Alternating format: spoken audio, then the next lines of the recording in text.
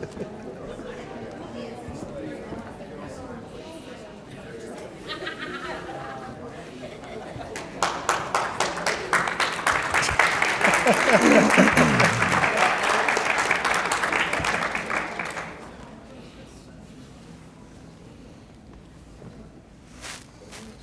we on?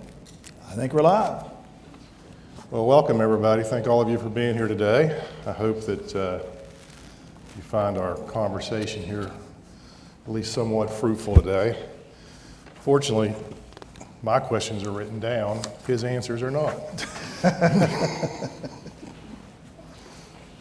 So I guess we'll just get started here. President Cage, we're here today to have a conversation about the state of the university. Yeah. How would you describe the state of West Virginia State University today? Yeah. Well, let me begin by saying thank you, Chairman Kelly, for being here today to moderate this very important conversation, a conversation in which I really want to talk to the university community about where we are as an institution today and where we plan to go on the road toward tomorrow. But let me begin by saying welcome to all who have joined us here in this room. We're glad to see you. And as I begin all of my remarks to the university community, I'd like to say thank you. Thank you for being a part of the Yellow Jacket family. At this university, there is one thing, a common denominator that helps us to achieve the success that we have achieved, and that is our people. So on this Founders Day, it is our Founders Day, 134 years of excellence in education here at West Virginia State University, I am very optimistic about West Virginia State University's future. And the reason I'm optimistic is because of each and every one of you. I see the passion, the determination, the grit in your eyes each and every day I walk around this campus. I know that many of you have been with us for a long, long time, and some of you are new. But each of you have an important role to play in the work that we do here at our university. And it is because of you that this university has stood the test of time for 134 years, and it is because of you this university will be still standing 134 years from now. So thank you, and happy Founders Day. To address your question directly, Mr. Chairman, what is the state of West Virginia State University today? I think I'll answer that question by saying this. The state of our university is evolving. And when I say evolving, I look out and think about the current landscape in which we are operating at as a university. We all know that there are incredible external pressures that not just this institution, but all institutions of higher education face, both here in West Virginia and nationally. We know that we have seen incredible change at the federal level, frankly, unprecedented change, which all of us are working to navigate. We know that the enrollment cliff is upon us. The experts say that it will officially arrive this fall. And we know that there are going to be fewer students out there graduating from high school from which we can recruit from to join our university. We know that there continues to be a national dialogue around the value of a higher education. Does a higher education still matter? I believe the answer to that question is yes, it does. But that dialogue continues. And we know that resources from government, whether it's federal government or state government, continues to dwindle. So we have perhaps the perfect storm in which we are trying to navigate in, trying to make sure that our university continues to remain an institution that is viable and sustainable for the long term. So what I will say is that as we evolve, we must take steps, concrete steps, to ensure that our university is on solid ground. And what that means is that we must have an inward look. We must be reflective. And part of that work has already been undertaken through Future State. And I want to thank, obviously, the co-chairs of the Future State Committee, both of whom are in this room today, our Provost Deborah Williams, and our CFO, Senior Vice President CFO Justin McAllister, and all of the committee members of Future State have been working over the last several months to really do a deep dive into who we are as an institution and to come up with a set of recommendations about how we can transform ourselves in the weeks, months, and years ahead. And I look forward to receiving the report of Future State in the coming weeks, a report that we will share with the university community for input, and ultimately that will be submitted to our Board of Governors for their consideration and adoption. We're also going to be working on what I am calling a transformative budget for our university, a transformative budget process which is currently underway. The senior leadership team is working. We're looking at all of our expenditures and looking at what we need to do as an institution, again, to ensure that we are fiscally on a solid path for stability and for growth. So those two things, those two bodies of work, are really going to help define our future. Future State and then our transformative budget process. So over the next couple of weeks and months, you'll be hearing more and more about the work that we're doing in those two areas. And we're going to be as collaborative and as transparent as we possibly can be, because this impacts all of us. This is about our future, and I want everybody here to feel like they have a voice in that process as we work, again, to evolve the university, to transform ourselves so that we can be here on solid ground for the next 134 years of the university's history. So that is how I would answer your question. The state of West Virginia State University is one that is evolving so that we are positioned to continue to be successful in the future. Thank you. So the annual session of the West Virginia Legislature is taking place right now, and there's also a new administration in Washington, D.C. Yeah. What are your thoughts on what is taking place at both the state and federal levels so far this year, and how's that affecting the university? You know, it's as I just mentioned, Mr. Chairman, I mean, obviously, we've seen some really unprecedented policy decisions at the federal level. And we as an institution are working to navigate those changes to make sure that we are best positioned to be successful. Many of you know that several weeks ago, we were really facing a significant crisis at the university as it relates to our federal land grant funds, our capacity funds, and those funds were frozen.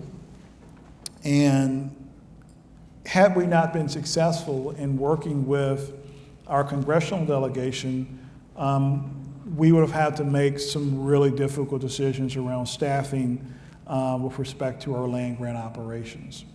But what I will say is this, the silver lining here is what I learned from that process is that there are people who have our back. And I want to specifically acknowledge and thank Senator Capito, Senator Justice, Congresswoman Miller, Congressman Moore. When we brought this issue to their attention, all of them, without hesitation, said, what can we do to help? And we had a small team that was working that issue. Curtis Johnson, who is not here, he heads up government and legislative affairs for us. He's up at the state capitol now. But Curtis Johnson was instrumental. Dr. Amy Smith, Justin McAllister, many others were involved in that effort to make sure, again, that our land grant funding was unfrozen, because our land grant mission is one that defines us. Our land grant mission is one that makes a significant impact on the state of West Virginia. So we will continue to work and to monitor and engage on the federal landscape issues as they present themselves, but I think what is clear is that we are definitely in unprecedented times, a time when you see the U.S. Department of Education having its staffing cut in half, with the ultimate goal of shuttering the department. Regardless of how you feel about that policy decision, I think, again, it is clear that these are unprecedented times. And all of those things, all of those decisions have the potential to impact how we work, how we operate as an institution. So the federal landscape is quite dynamic. At the state level, we have been successful to date in advancing and advocating for our legislative priorities. And this is the one thing I will say about the West Virginia legislature. Our legislators are very, very committed to the work that they take on as citizen legislators. And when it comes to West Virginia State University, they are interested and they are supportive. There has not been a legislator that we wanted to get in and talk to about our priorities that we have not been able to see. And I think that speaks to, again, the credibility, the impact that this institution has. At the state level, our single legislative priority is to secure the state support for our federal land grant funds. And this year we're asking for $5 million. And the governor's budget included $5 million. So our ask to the legislature is to support the governor's budget as it relates to West Virginia State University. From a base appropriation standpoint, per the governor's budget, that number looks favorable for West Virginia State University. So we hope that is a number that will ultimately be adopted, because it will allow us to see a slight plus up in our base budget. There's also funding there for our Healthy Grand Families Initiative. So at the state level, I feel really, really good about where we are. Obviously, there's always room for growth, but I don't know, raise your hand if you were able to join us for our Day at the Capitol last Friday. So I think, I'm just going to say, it was probably one of the best WVSU Days at the Capitol that I have seen during my time here at West Virginia State University. And that was even though it was held on a Friday and in the midst of spring break, which was a scheduling glitch, which we'll try to avoid in the future. But it was such a great showing for West Virginia State to have all of our students there, to have our faculty represented, to have our staff represented. It was just a great thing to see all of that black and gold up at the state capitol. But you know what really impressed me the most during our Day at the Capitol was our students. And it was about roughly 10 students, and correct me if I'm wrong, Provost Williams, but it was roughly 10 students. So we went to visit members of the legislative leadership to do office meetings. And all of you in this room would have been greatly impressed, I would dare say blown away, by just how articulate and passionate our students are. And we had a group of nursing students there who, I tell you, I almost had tears in my eyes listening to their story and listening to the challenges that they were working with as they pursued their education. I also learned something new, and I learned that our LPN, the BSN program, is one of only 2 in the state. And that is an area, I think, of particular. I see Dean Steele looking at me, so I hope that that's right. She's confirming that. But our LPN, the BSN program, is one of only 2 in the state. The other is at WVU. And our student had a great idea. Our student said, look, and we were talking to Speaker Hanshaw at the time, because Speaker Hanshaw has a significant interest in this program. And what our student said to the speaker was, look, there's an incredible opportunity for West Virginia State to really expand its market share, because there's only 2 programs in the state. And just think of what would happen if the legislature would fund an expansion of this program. It would allow West Virginia State to really capture all of the students in this part of West Virginia who are interested. And guess what? Speaker Hanshaw says that's something that I would be interested in hearing more about and interested in supporting. We're scheduling a meeting with him this week to go back and talk about that. So our students are just spectacular. But the moral of the story is there is an incredible amount of support for this university at the state level.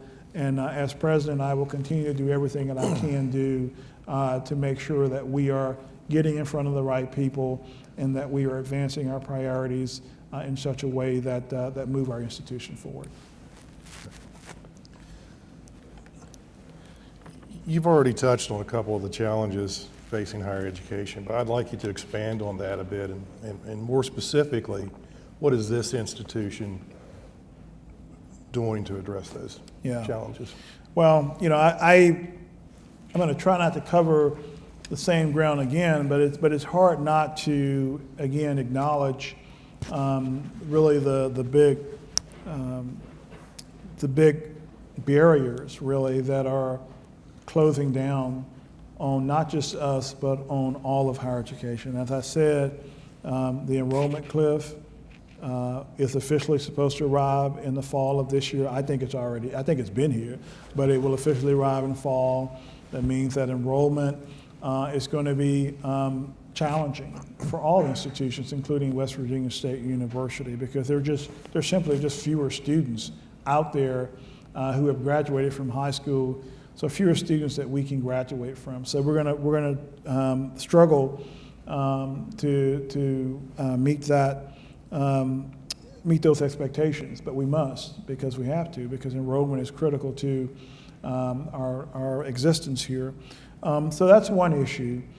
The other issue, of course, is, as I said, the uncertainty in Washington, D.C. We don't know what's going to happen next and how that's going to impact our funding, what policies are going to come down. It's going to impact how we operate as an institution. So that uncertainty is there. We've also heard some rumblings about a potential recession. We've seen inflation continues to creep up. So that means that the cost of doing business as an institution of higher education increases. So those things are there. And then from a larger just policy landscape, we know, again, there are some real questions about, again, the value proposition of a higher education. We're having concerns about cost, hearing concerns about whether or not degrees are aligned with workforce realities. So those are things which are out there, all pressures which we are working to navigate against. Then of course the other issue is just some of the internal issues that we need to tackle. One of them, of course, is infrastructure.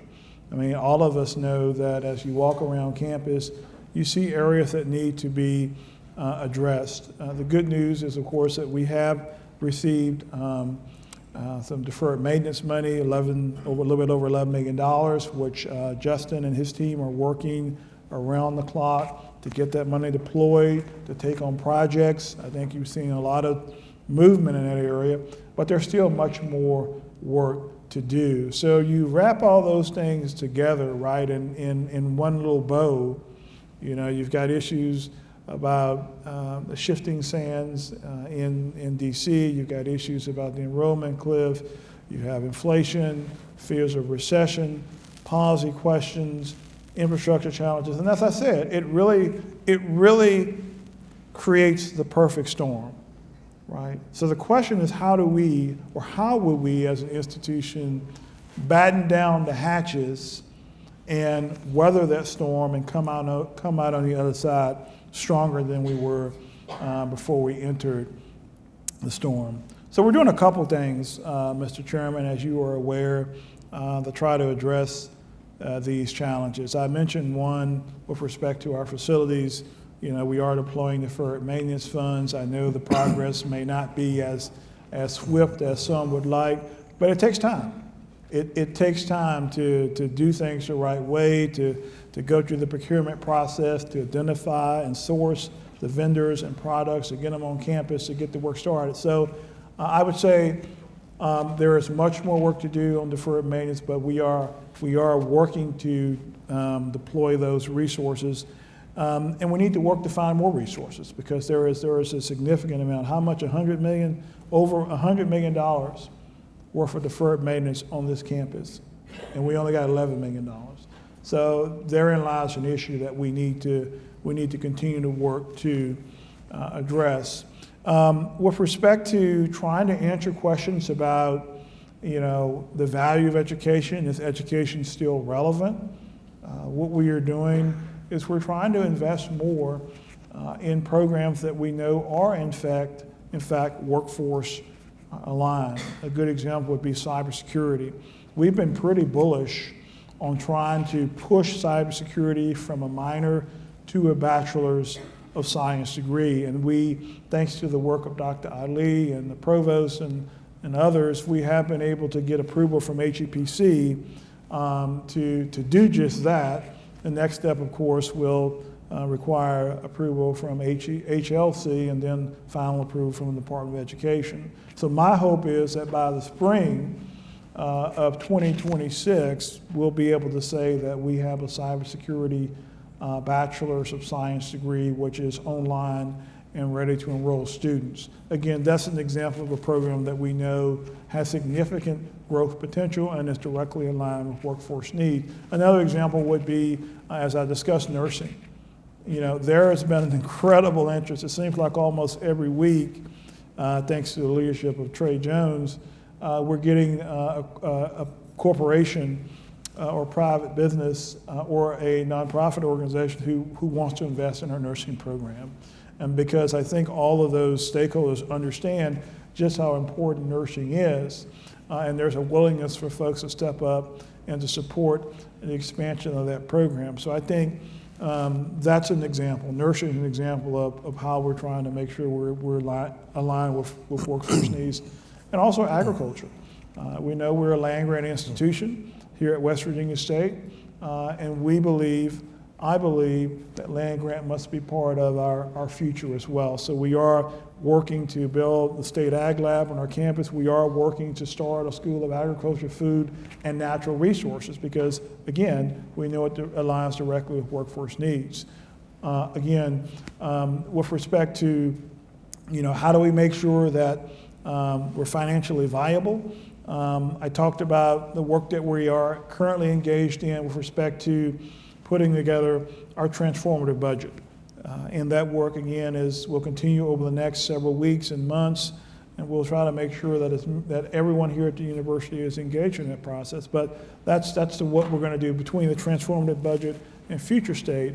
I think that's how we really make sure that we are positioned as an institution to be successful, and again, to directly try to, as I said, batten down the hatches, lean in, and get through this current moment of disruption and this current perfect storm that we find ourselves in.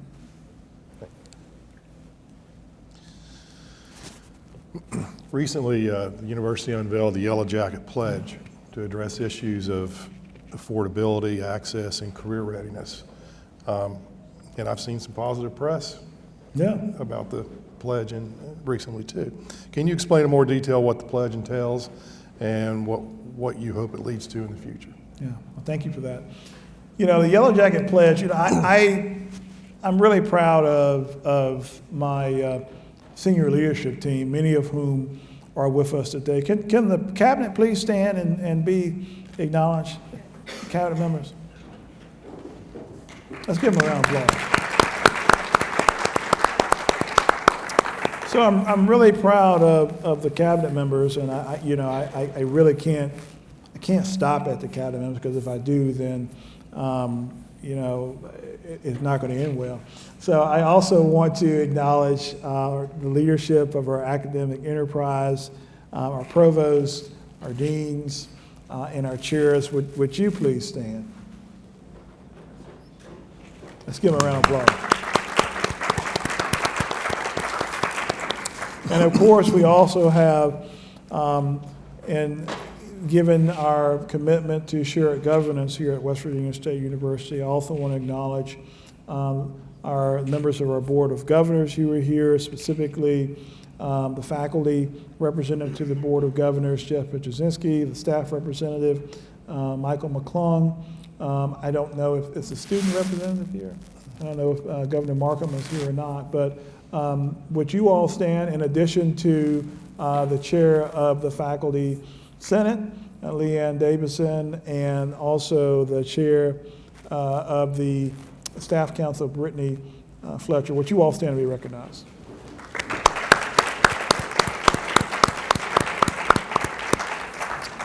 So it takes a team really to move big ideas forward, and that is exactly what I charged the senior leadership team with doing, is we need to come up with a big idea. We need to come up with a big idea to try to address in a proactive way these challenges that I've just shared with you, the challenges of the enrollment cliff, the challenges of people or policymakers asking questions about the value proposition of higher education. So our approach to addressing those challenges resulted in the Yellow Jacket Pledge. And the Yellow Jacket Pledge is super exciting, and I can recite this with my eyes closed because in every meeting that I have with legislators now, I talk about the Yellow Jacket Pledge. So the Yellow Jacket Pledge, of course, has 3 pillars. And those 3 pillars are access, affordability, and career readiness.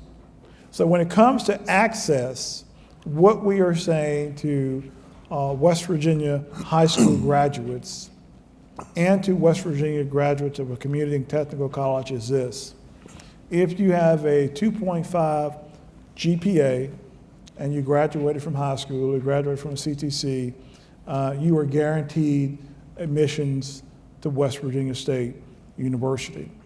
For our older adults who may have started their degree here at West Virginia State, but they stopped because life happened, and life does happen, we're saying come back to West Virginia State and pursue your RBA, and we'll give you the first semester of those courses at completely no cost to you as a student.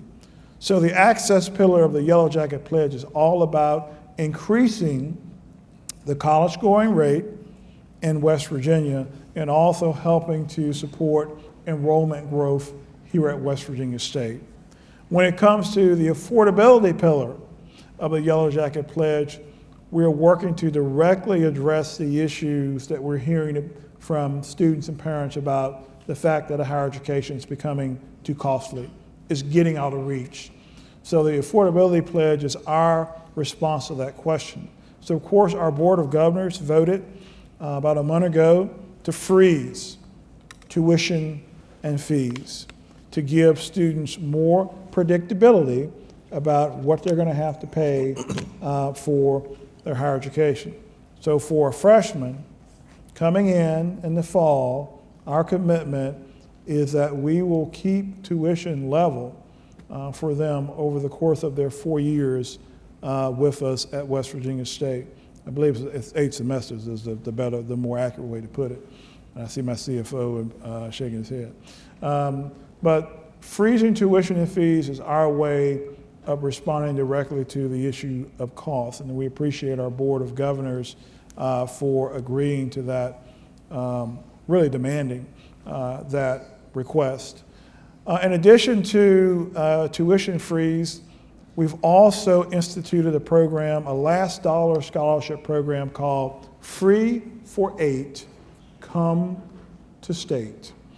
And what the Free for 8 program does is it says this: if you are an in-state student, graduate from a West Virginia high school, then you can come to West Virginia, and you're Pell eligible, which is most important, and you're Pell eligible, you can basically come to West Virginia State University at no cost if you're a commuter student.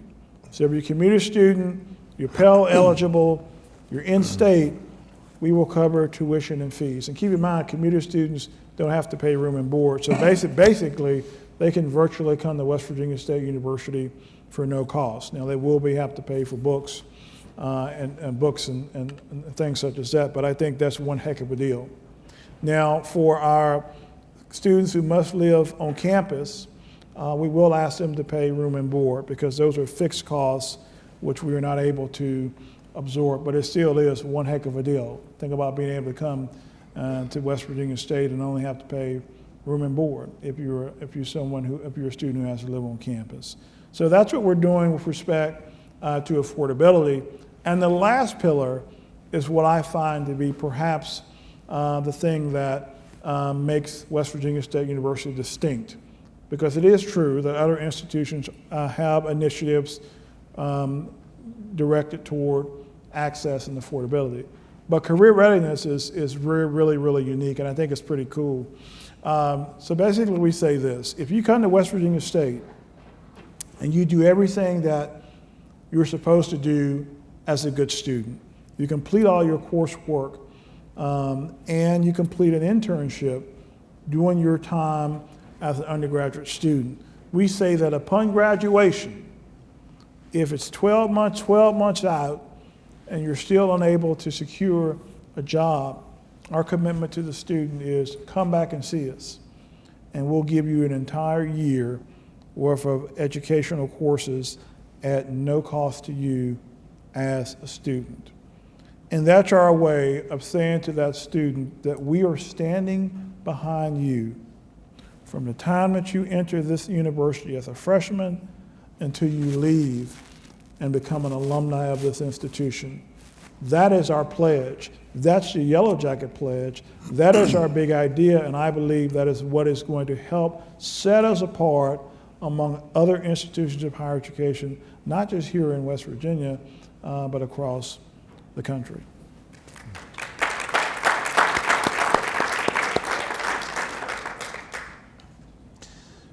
President Cage, how important are partnerships to the success of West Virginia State University, and what are some of the key partnerships that have developed during your time as president? Yeah, thank you for the question, Mr. Chairman. You know, partnerships are mission critical.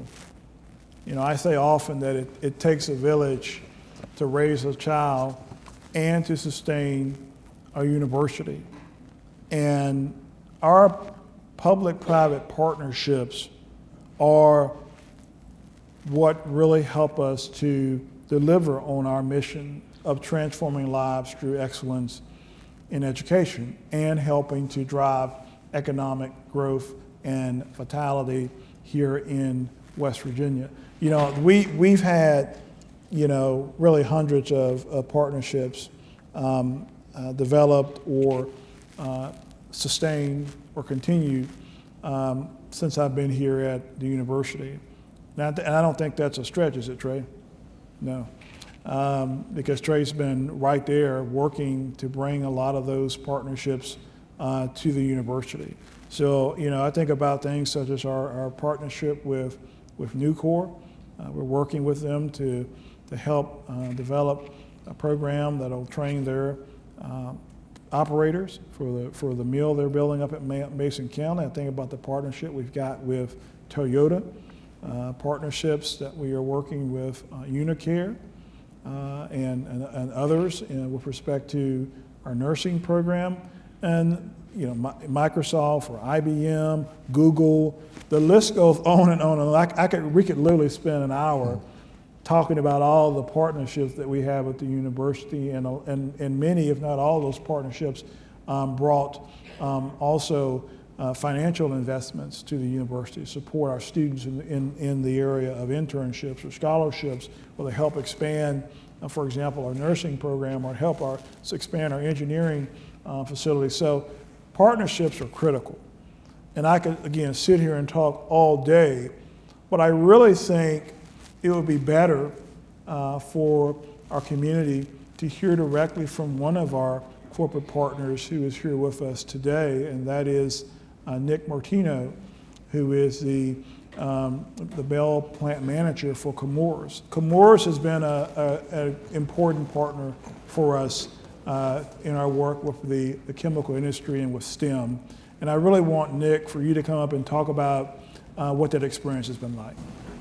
Thank you, President Cage, and I appreciate you giving me a couple minutes to talk about our partnership and how we're working together to expand STEM education. So, for those of you who don't know, Chemours is a global chemistry company. We have 35 manufacturing and laboratory sites worldwide, and we're the biggest chemical manufacturer in the state of West Virginia.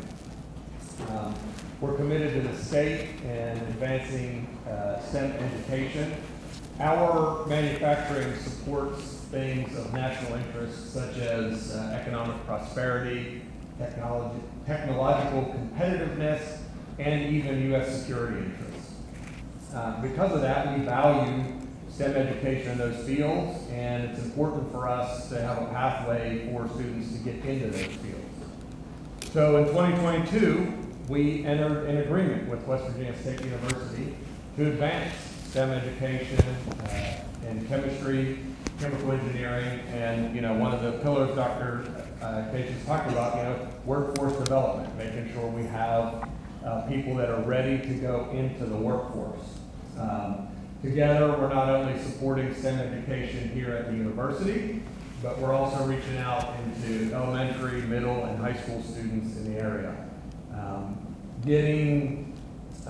We know for sure that getting students interested at those younger ages helps them advance and into those kind of things. So one of our efforts that we've done with the university is supporting the Chemistry Olympiad.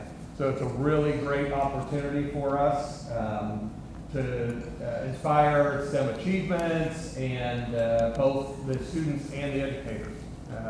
I heard today that I think this year is going to be the highest participation so far in that event. So really great to see that growing and happy to be a part of that. Next week, we're going to be part of a partnership down at Undergrad Research Day at the Capitol. So we're going to have a contingent of folks down there. And it's a really great opportunity for us to, inspire young scholars and really reward them for their work and that sort of stuff. So in closing, I just want to say this is, partnerships like this are a powerful example of how we can create a lasting impact. Not only for the students, but also for the community. By advancing STEM education and workforce development, we can shape individual lives and really set a foundation for the community and the state to be successful. So at Chemours, we're happy to be part of this partnership. We hope to continue this partnership and potentially expand it. We're really both committed to empowering this next generation. Thank you. Thank you, Nick.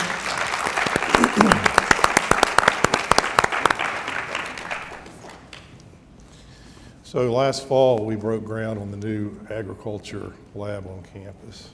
Can you tell us how that's moving along and what it means for the future of West Virginia State? Absolutely. So,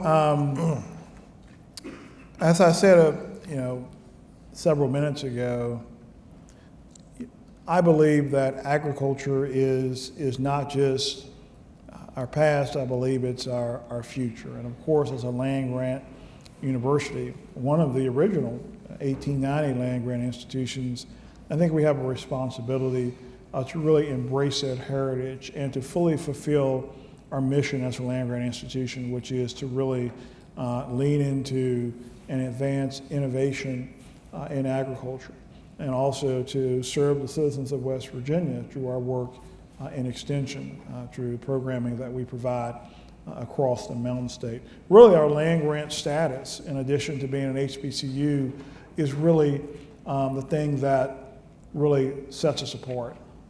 It is our point of distinction, because there are only 2 HBCUs in the state, and there are only 2 land-grant institutions in the state.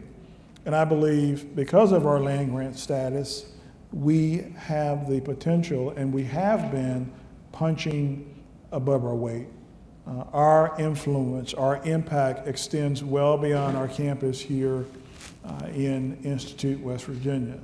As Dr. Smith will tell you, we literally have some form of extension programming happening in all 55 counties across the Mountain State. None of the other regional public institutions can make that claim. So I believe that our land grant status is very important. And I believe that the Ag Lab is an important part of the work that we are doing to revive, to reinvigorate our status as a land grant institution. At this point in time, as all of you recall, we received $50 million last year to build the State Ag Lab on our campus. The money is in the bank, and Justin is already spending it to help move the project along. We have engaged an architectural engineering firm out of North Carolina called Perkins and Will.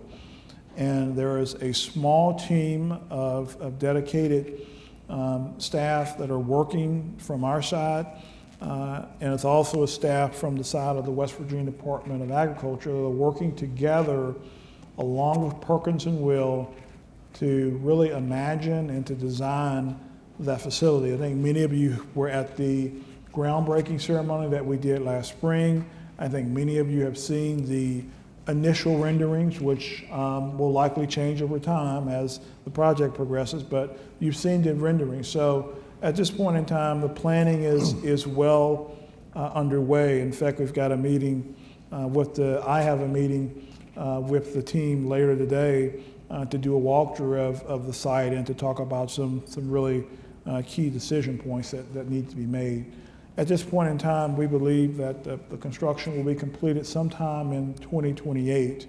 And I say sometime because, of any construction project, there are inevitable delays, whether it be with trying to source materials, whether it be with bad weather, whatever the case may be. But we are keeping our foot on the gas, and we hope that we will be able to open that new facility sometime in 2028. And as I've said many times before, this new facility is really going to be a win-win for West Virginia. Not just for West Virginia State, but for the entire state of West Virginia, because basically what you are doing through this project is that you are marrying the expertise that West Virginia State University has as a 134-year-old land grant institution with the expertise of the West Virginia Department of Agriculture that has significant expertise in keeping our food supply safe here in West Virginia. So you're marrying those two organizations together and you're putting them under one roof. So basically what we'll have the opportunity to do is to give our students and our researchers direct interaction with the researchers at the Department of Agriculture. And we hope that will lead to internship opportunities for our students, which will lead them into full-time jobs post-graduation. We also hope it will lead to some collaboration between our researchers and the researchers at the Department of Agriculture to drive forward new innovations that, again, will help to create a more sustainable agricultural footprint both here in West Virginia and beyond. So that project is super exciting. It is well underway. It'll also house, of course, our School of Agriculture, Food, and Natural Resources, which I believe will be a significant new addition in the next chapter of West Virginia State University's history. It'll allow us to fully leverage and to fully advance our place as one of the original 1890 land grant institutions. So I think things are going well, and we'll definitely keep the community updated as more progress happens. Very well. In addition to the new Ag Lab building, there have been a number of other initiatives undertaken in the past year to address the quality of facilities and services on campus. What's the status on some of those initiatives, and what more is to come later this year? Yeah, thank you for that question. And as I've said, at West Virginia State University, we value our people. And that includes our faculty, our staff, our students, our alum, our community of supporters. We value our people. And valuing our people means that we've got to make sure that we are offering a living, learning environment that is second to none, a living, learning environment that we all can be proud of. And I've been real candid in saying that we've got work to do. We are making great strides in improving our facilities. And my hat goes off to Senior Vice President McAllister for the work that he and his team are doing really on a daily basis, around the clock, to try to make sure that we are bringing up our facilities to a higher standard. So again, the $11 million has been deployed. We haven't spent all of it, but we are drawing it down at a good rate. And we're putting that money to work on projects on campus, whether it's replacing roofs, whether it's putting in new HVAC systems, whether it's dealing with other electrical issues, whatever the case may be, we are using that money in a responsible way, trying to get things up to speed. I think we're also looking at new elevators for Sullivan, which I know the chairman will be happy to hear.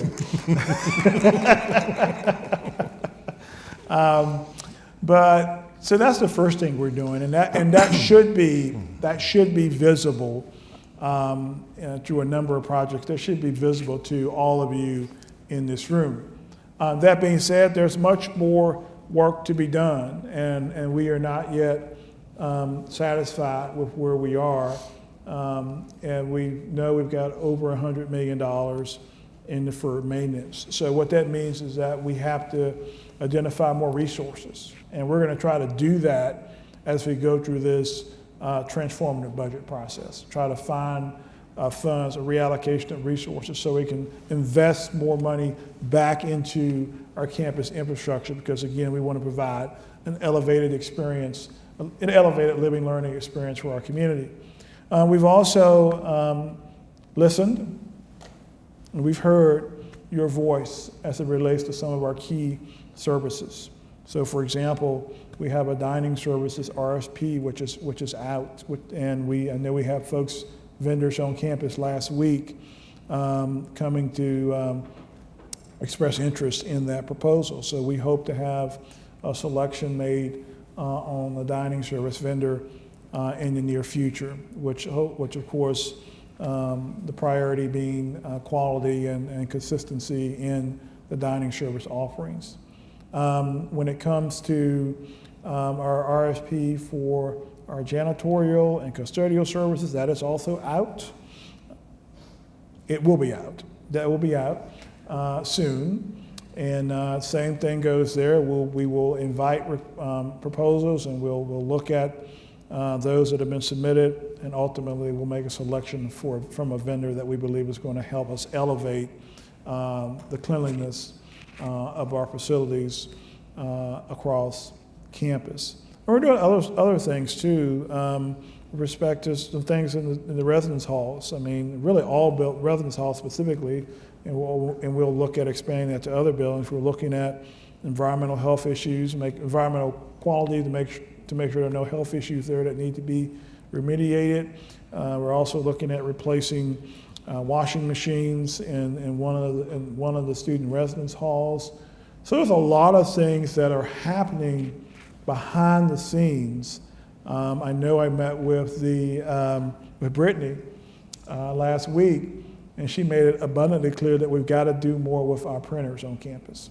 And we are working to see if we can find a resolution to that issue so that faculty, staff, and students can have access to the printers that they need to produce things that are needed for instruction and for other business purposes. So there are a lot of things that are happening quietly behind the scenes to help us, again, to elevate the living learning experience here at West Virginia State, because I want to make sure that this is a place that is well positioned for success, long-term success. And the way that we do that is by paying attention to the small details. We know we're up against, again, this perfect storm.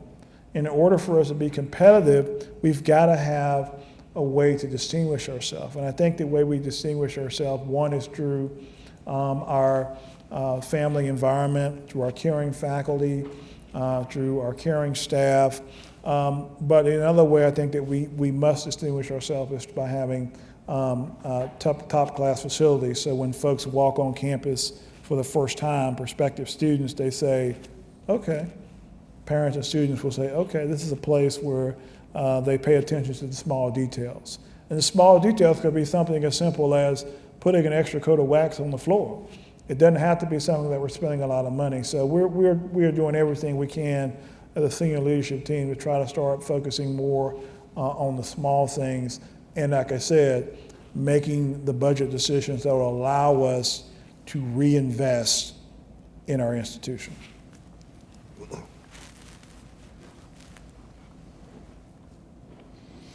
The university's land grant mission is vital and is reaching communities in all 55 counties of West Virginia.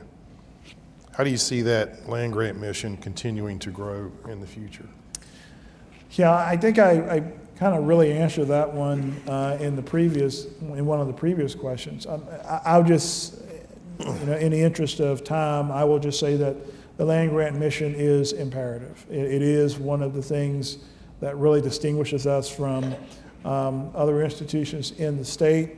It is, from my opinion, it must be a part of our future. It's highlighted in our strategic plan. So I would say that we have our foot on the gas, and we are moving forward with all deliberate speed to make sure that we are going to be expanding and advancing in that area.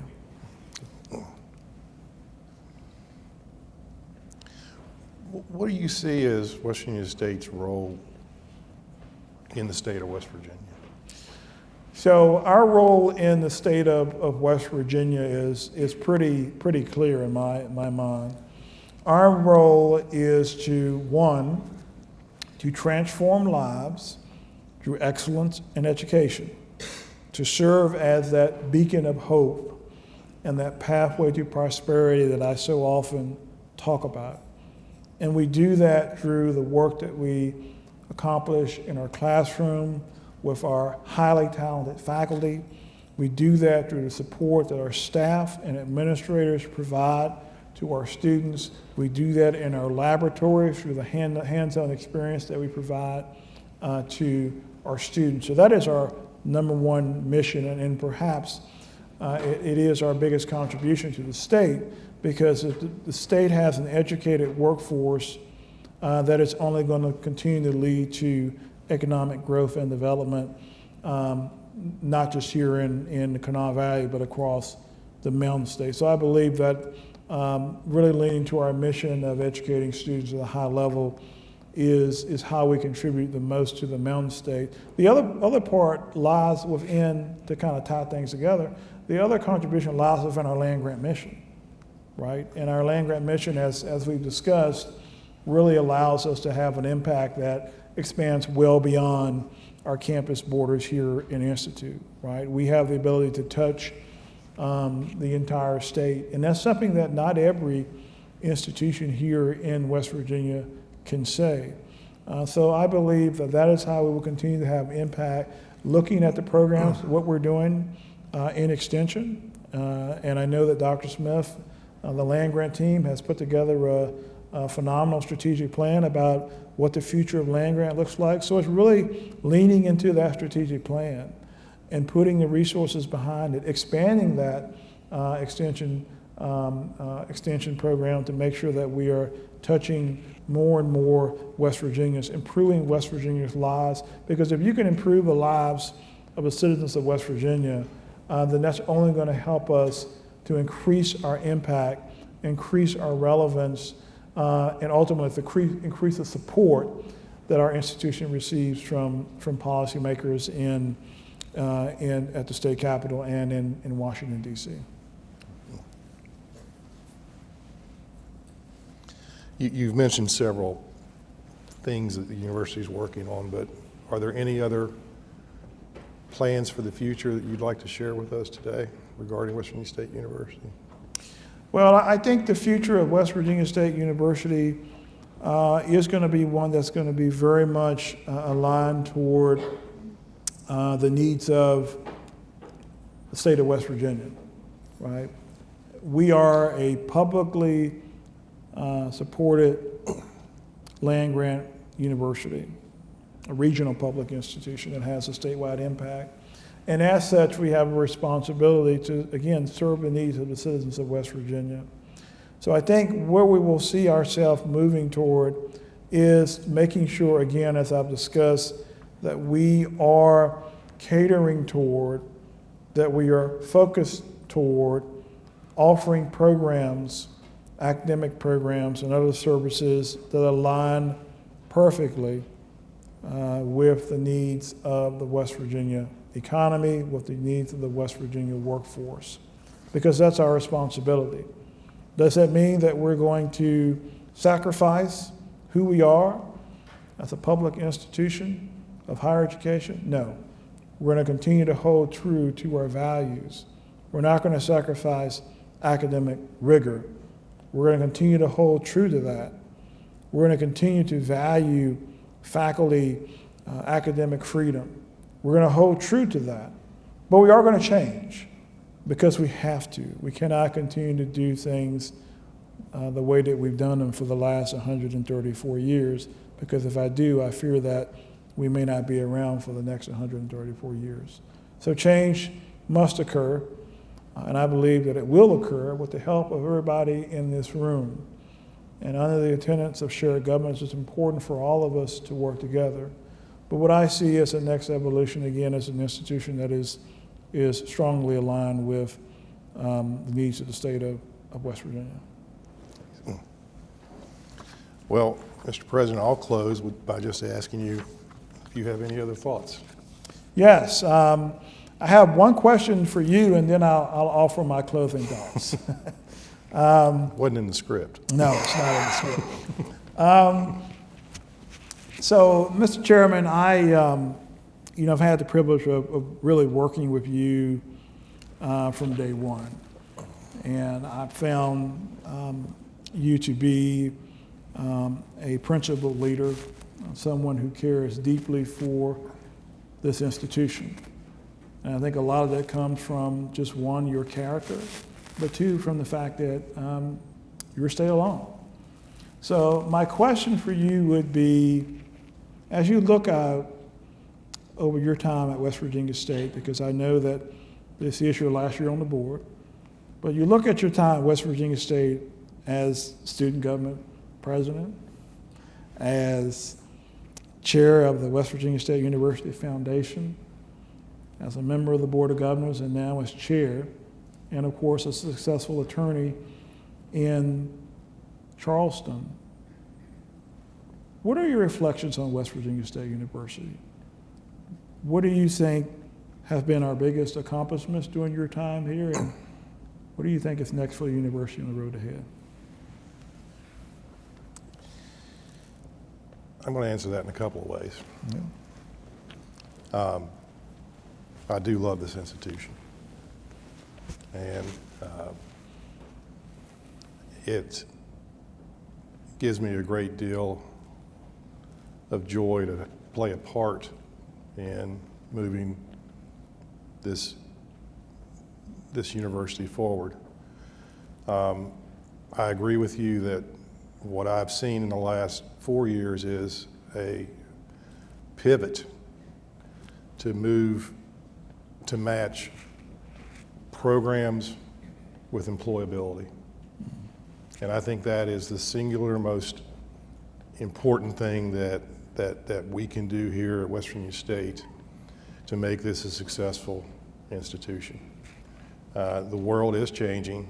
I'm a political science major, and I think that was probably the best education I could have ever hoped for, because it teaches you to think and to analyze and not be focused on, one narrow issue. But that world is changing. So I like what we've done. I like what you've done. I like the leadership team that you've built. Where I would like to see us do better, and this is going to sound sort of morbid, but I read the obituaries every day. And rarely does a day pass that there's not an obituary in the newspaper that says that person graduated from West Virginia State College or West Virginia State University. And on the Saturday edition, there's usually more than one. And sadly, I don't know most of those people. And they probably don't know West Virginia State today.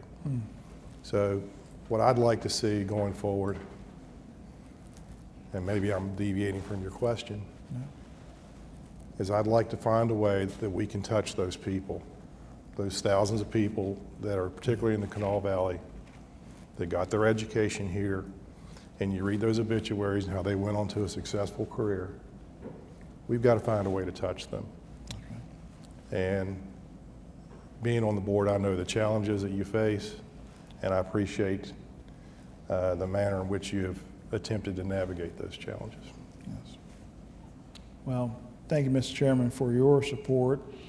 And I'd just like to give you, again, a hand of applause for your service at West Virginia State University. Can you join me?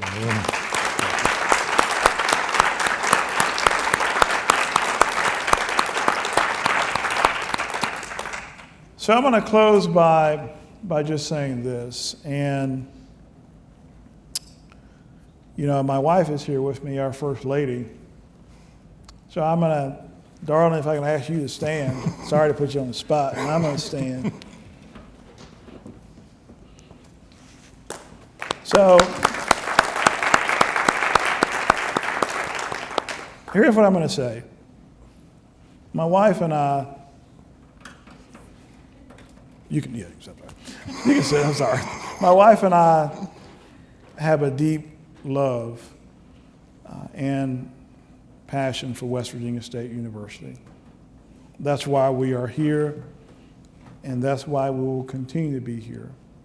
So I want each of you to know that we together stand with this university because we believe in it, because I believe in each and every one of you.